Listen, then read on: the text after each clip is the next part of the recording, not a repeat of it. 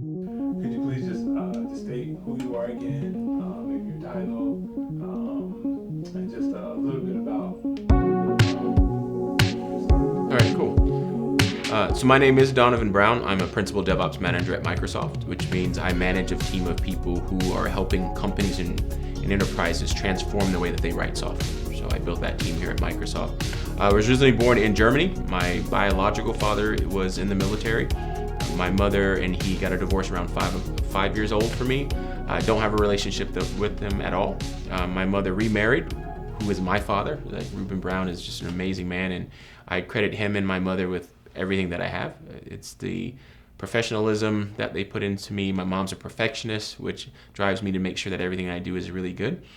And they've always told me since I was a child, you can be anything that you want. And then eventually I thought I wanted to be a doctor, and I got all the support they needed. I was doing research at Methodist Hospital in Houston, Texas, which is where Dr. DeBakey actually practiced, and I had everything right in front of me to be a cardiac surgeon, which is what I wanted to be.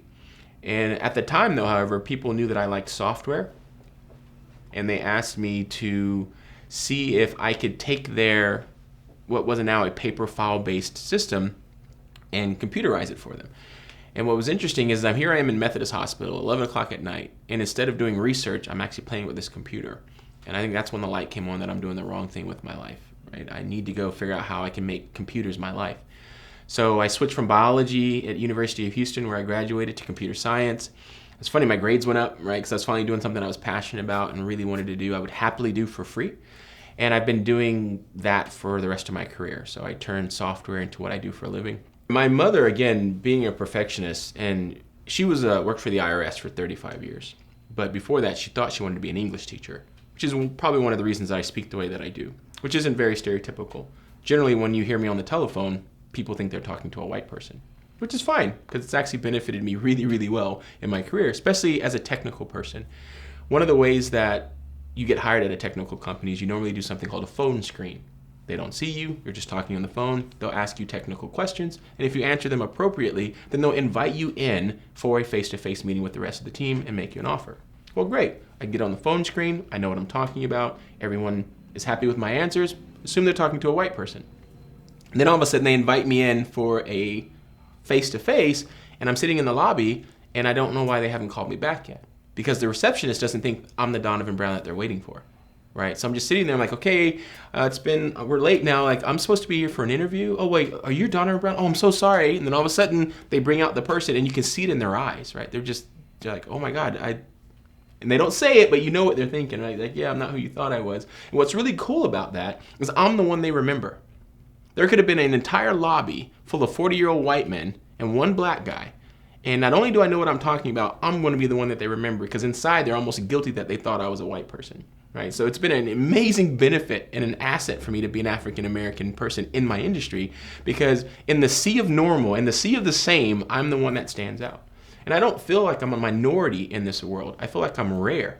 Right? And rare things are expensive, rare things are valued. So stop looking at it as I'm a liability, or I'm a diversity hire, or this is going to hold me back. No, if you use your color correctly, it can actually be a huge benefit for you. But it's my mother's, like, just, you have to speak a certain way. You can't use broken English. You can't sound like you're coming from the street. You cannot sound like a rapper. You need to speak English correctly. You need to write English correctly. I remember I would work so hard on my papers, give it to my mother, and it would be a bloodbath. Right? She would just tear my papers apart.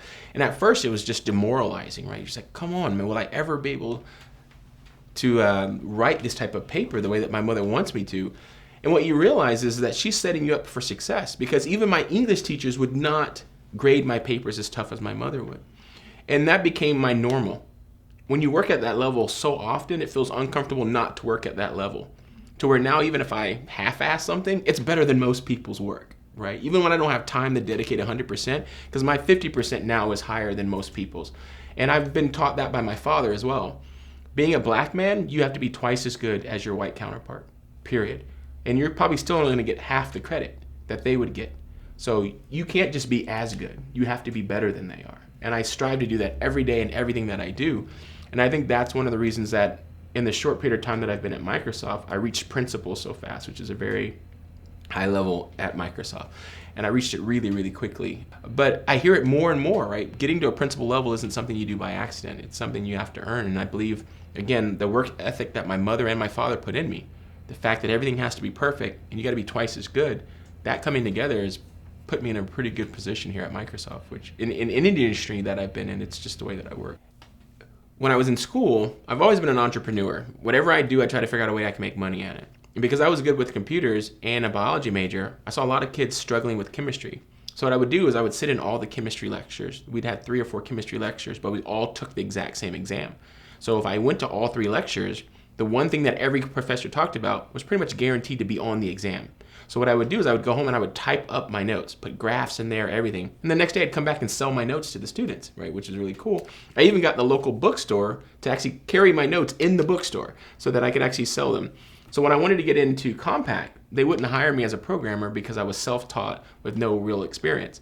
But they were looking for a technical writer. So I brought in my notes that I had been selling all semester long, and I showed them, like, this is what I'm able to do. I'm able to take in knowledge from one source and then crystallize it in a way that everyone can understand it. So they instantly hired me as a technical writer, no problem. But when I got in, I didn't want to be a technical writer. So for 6 months, I nagged my boss, like, give me something to write. Let me prove to you that I can write software. She got so annoyed with me. She's like, fine, just go write this thing for me, right? I need this software to do X, Y, and Z. Within an hour, I'm back. I'm like, give me something else to write. That was too easy. Just give me something else to write. And she eventually got so upset with me, she went to her boss and said, give me something this kid can't write in a day, right? Because I've given him all these projects, and he keeps turning them around, and he's driving me nuts. So they asked me to write a fiber channel exerciser, which had never existed because we were creating the first fiber channel board at Compaq. So I couldn't go ask someone how to do this. I couldn't go look at an example. This was go figure this out. What was really interesting is I just couldn't get enough of it. 6 months goes by again, and I realize that's all I've done. I haven't written a technical document in over 6 months. I've been writing software every day for 6 months, and I go to my boss and say, something has to give, right? I'm clearly not a technical writer anymore. I'm clearly proven that I can write software. What can you do for me? So she went to bat and actually got me promoted as a System 1 software engineer at Compaq Computers. Now you gotta remember, this is 98, 97. This is right when the bubble's about to just start blowing up like crazy. And now here I am with 2 years. My resume says 2 years at Compaq, software engineer. So I literally can take that and go anywhere in the industry that I want. So I did. I left Compaq after 2 years, went and doubled my salary at another company, then went and got a second full-time job, making the exact same amount of money at 24 years old. So I bought my first BMW. I got a 97 M3, which is awesome. In 2001, I bought my second BMW, another 2001 M3, kept my first one, right? So it was just like I took technology and leveraged it to be everything that I own right now. It was interesting when you and I talked before we came on air, we were talking about you don't have to be a basketball player to live like one. And that's absolutely true, right? I could literally probably record a film, like MTV Cribs, and my house would fit just alongside everyone I've ever seen on that show, right? Car collection, check. Travel the world, check. You don't know me though. You don't need to know me to be successful in your industry. If you come into the Microsoft world, you'll know who I am, right? So I think it's really interesting to realize that you don't have to play football, you don't have to play basketball, you don't have to be a rapper, you don't have to do the stereotypical ways of becoming successful. You can do other things and still live a really comfortable life. So the passion that I have for what I do, it's contagious is the best way of describing it. People say it all the time, man, after you see Donovan on stage talking about DevOps, even if you don't know what it is, you want to go try it and figure it out. It's just, and I got really lucky again. I'm doing something that I love, that I would happily do for free, and it happens to be what I get paid for. What I found out when I talked to programmers too, which is interesting, there's the 9-to-5 programmer. You write software, you're gonna make decent money.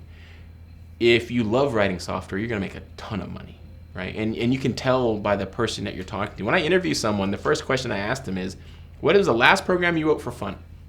Not for work, just for the fun of it, right? Just to go figure out if you could do it. What was the last program? And if your answer is, oh man, after I clock out, I don't want to touch a computer, we might as well stop talking right now, because you're not the person I'm looking for. I want that person who just does it for the fun of it.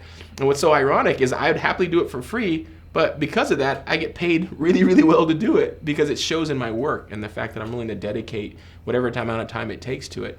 And again, I think that's that drive again that my parents have put in me. And it's also the fear of being a black person in my industry, that people would think that I'm getting these opportunities because I'm a black person in my industry. That frightens me to death, to my core. I would hate to find out that the reason that I keynote so often is because Microsoft gets to put a black person on stage in a major keynote. I wouldn't do them anymore. If I were to ever find out that that's the reason I'm up there, I would just stop doing them. The reason I should be up there is because I am the best in the industry at what I do. And I strive really hard to be that, so that there is no question on why Donovan is on that stage. Not only is he entertaining, not only is he an amazing presenter, not only is he just dropping knowledge on us like nobody's business, he deserves to be there for all those reasons. And what's cool is he happens to be black, right? He happens to look like me. And I've noticed, I've had a lot of people come up to me and just say, thank you so much, or keep doing what you're doing. It's so cool to see you up there. But it's not I'm glad Microsoft finally put a black person up there. It's like, man, it's so proud because you deserve to be up there and you happen to look like me, which is awesome. I'm not here to say that there are not people who would prefer to see us fail and are working against us, right? I'm sure that's true. But you can't blame everything on them, right? You dropped out of high school. Did you drop out of high school because of the man? Did the man make you drop out of high school? Right? I went to public school. I didn't have a silver spoon. I didn't go to private school. You had the exact same opportunities that I had. You're where you are because of the decisions that you made, not because of the decisions of someone else. And I think people need to start taking responsibility for their actions. They need to stop waiting for someone to give them an opportunity and be ready when that opportunity presents itself and take it. What is the saying? If you stay ready, you don't have to get ready. You need to start preparing today for what you want to happen tomorrow. Don't wait for that opportunity and then try to get ready for it, right? And a lot of people do that. They're reactionary to their future versus proactive with their future. And I think that people need to stop worrying about what other people are doing and start focusing on how they can do really great things for themselves. When young people come to me and say, hey, Donovan, what should I do in the future? Like, what would you do if you have absolutely no responsibilities whatsoever? It's Saturday morning, you've just woken up, no alarm. What do you do today? Like, what is it that you do on Saturday when you have nothing else to do? And then whatever that is, chances are if you're the best in the world at it, someone will pay you to do it. You get paid to play video games. Literally. Make a career playing a freaking video game. Can you imagine? I remember I used to play Madden when I was younger. Never thought it could be my job. But if you're the best Madden player in the world, that's your job, right? If you want to read a book, maybe you should be an editor or an author. If you want to go play with your cars, or maybe you should go work for an RC place or go race, you know what I mean? Like, whatever it is you do for free, that's what you should try to figure out, in my opinion, to figure out what you do for a living. Because I wrote software first for free. I wrote software because I had fun doing it. Never dreamed it could be my career. Right? And then all of a sudden I kind of stumbled into the fact that, wow, I can actually make a living doing what I love. And there is that little edge where you take what was a hobby, you almost turn it into a job, it takes some of the fun out of it. But for me, I still write more software for fun than I do for work. So for me, I got really, really lucky. What I'm passionate about and what I get paid for happen to be the exact same thing.